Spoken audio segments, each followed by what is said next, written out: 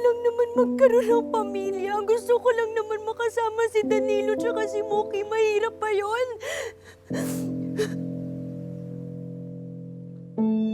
Bakit ba kasi ang sama-sama mo sa akin, ha?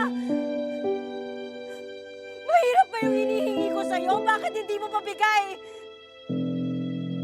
Bakit kay Emma ang bait-bait mo? Pareho lang kayo niligaya. Pareho lang kayo ng mga umampun sa akin.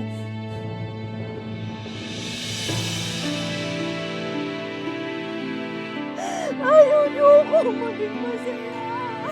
Gusto niyo ako maging mag-isa.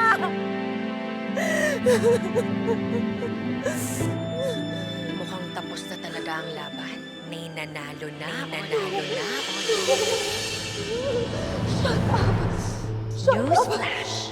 Hindi sa ulo mo. Nakapatong ang corona. Kay Emma. Kay Emma.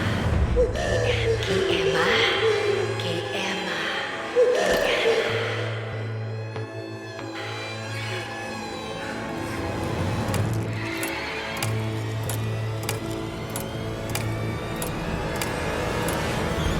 Papaliwanag ko lahat na nangyari sa amin ni Jade. Pero hindi para protektahan ko Dan, sarili ko. Gusto ko Dan, sabihin yung totoo. Dan, pakinggan mo muna ako. Kailangan ko makwento sa'yo kung paano ako binaliw ni Jade.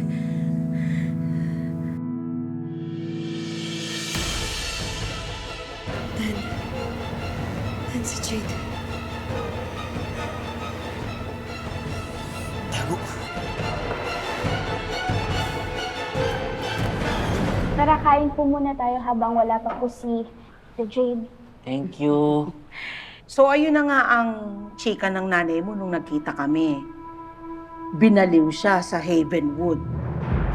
At kaya hindi mo na siya nagpakita dahil natatakot siya na baka hindi kayo maniwala sa kanya. Pero nag-best effort si Emma.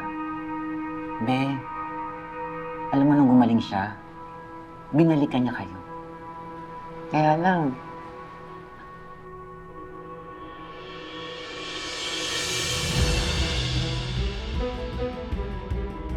Nanay? Nay? Ibig sabihin, Zane, si nanay talaga yung nakita ko that night. Naalala mo? oo nga, Mox.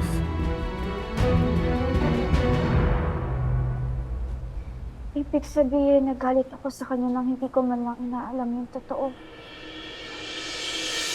Nag-explain pa naman siya sa akin pero hindi ko pinaniwalaan.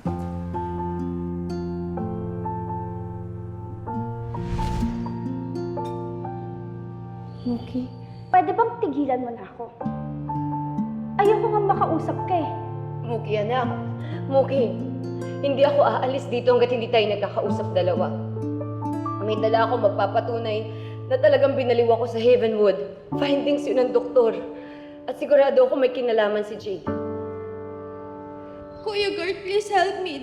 This woman is harassing me. Kapag nakuha ko yung anak ko, aalis na tayo dito. Magpapakalayo-layo na tayo. Wala na akong pakialam sa sasabihin ng iba. Basta ang importante Anong importante? Mookie, Fine, sumama ka dyan sa lalaki na pinagpalit mo sa amin. Okay, pakinggan mo muna ako. Mali yung iniisip mo. Walang namamagitan sa amin ni Logan. Sinisiraan lang ako ni Jade. Ano ba ako? Ha? Ang gusto ko, umalis ka na. Ang gusto ko, huwag ka na magpakita sa amin. Ayun yung gusto ko. Mookie, sandali! Hey, huwag ka naman lungkot. Nakikita na rin naman kayo ni Aling Eme. May clear niyo na yung mga misunderstandings, no? Oo nga, Mookie. Malapit na kayong mag-family reunion. Sana nga po eh. At sana, makita na ulit kami ni Lola Ligaya para buo na po talaga kami. Naku, mas masaya kung kasama ang lola mo sa reunion. Di ba? Sobrang miss ko na po si Lola. Alam niyo, naalala ko nga po noon. Nung una, ayaw niya pa sa akin. Pero naiintindihan ko naman po kasi alam ko po na iniisip niya lang po si Mami Olive kasi baka magalit. Pero Kahit po hindi niya pa alam na apo niya ako, tinuring niya ako bilang totoong pamilya niya. Iba po talaga pagmahal si Lola.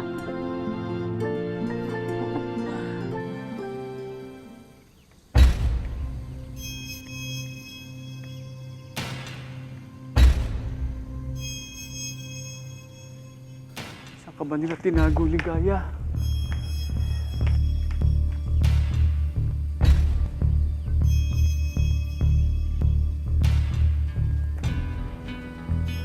Puntahan ko na kaya yung apo ko. Ano, i-spulok na ba natin kay Mookie na yung tungkol sa duda natin na baka may alam si Jade?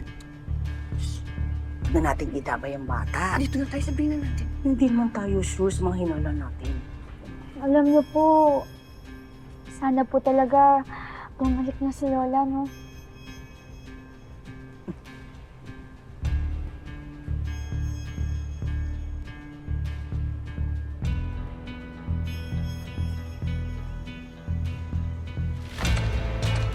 Yes, and forever to my... Sino yan? Sino yan dyan?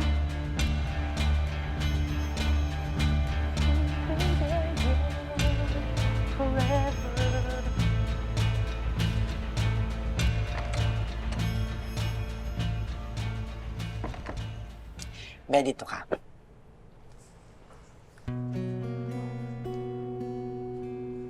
Alam mo, Mookie, huwag ka na malungkot, ha? Alam mo, pag nalaman ni Ligaya yung tungkol sa reunion niyo ni Danilo kay Emma, ako, makikita mo, susulpot ang lola mo. Sana.